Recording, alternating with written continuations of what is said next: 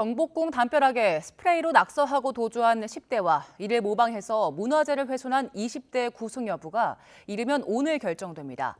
경찰은 최초 범행을 저지른 임군이 SNS에서 누군가에게 지시를 받아 범행한 걸로 보고 배후를 추적하고 있습니다. 취재 기자 연결합니다. 안동준 기자. 네, 사회부입니다. 네, 오전에는 2차 낙서범 모방범에 대한 구속 심사가 먼저 있었지요.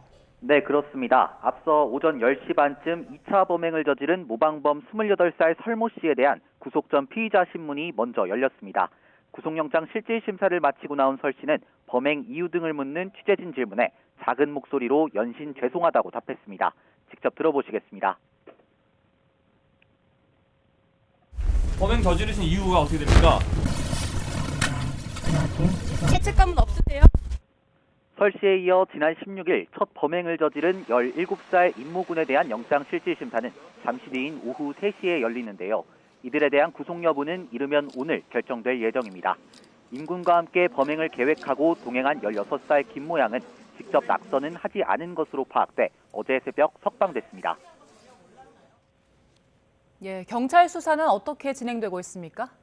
네, 경찰은 임군이 텔레그램에서 신원미상의 인물에게 지시를 받아 이번 범행을 저지른 것으로 파악했는데요. 여기에는 자신을 불법 동영상 공유 사이트 관계자 이 팀장이라고 소개한 인물이 등장합니다. 임군이 같이 일을 하면 300만 원을 주겠다는 글을 보고 이 팀장에게 연락해 이번 범행이 시작됐다는 겁니다. 이후 임군은 이 팀장에게 착수금과 택시비 명목으로 10만 원을 받고 범행 사실을 텔레그램으로 보고하기도 했습니다. 이 팀장은 임군에게 광화문 광장에 있는 세종대왕 동상에도 낙서하라고 지시한 것으로 파악됐는데요. 경계가 삼엄해 실제로 범행을 실행하지는 못했다고 진술했습니다. 또 범행을 마친 뒤에는 임군 주거지인 수원 어딘가에 550만 원을 숨겨놓겠다고 했지만 실제로는 전달되지 않은 것으로 알려졌습니다.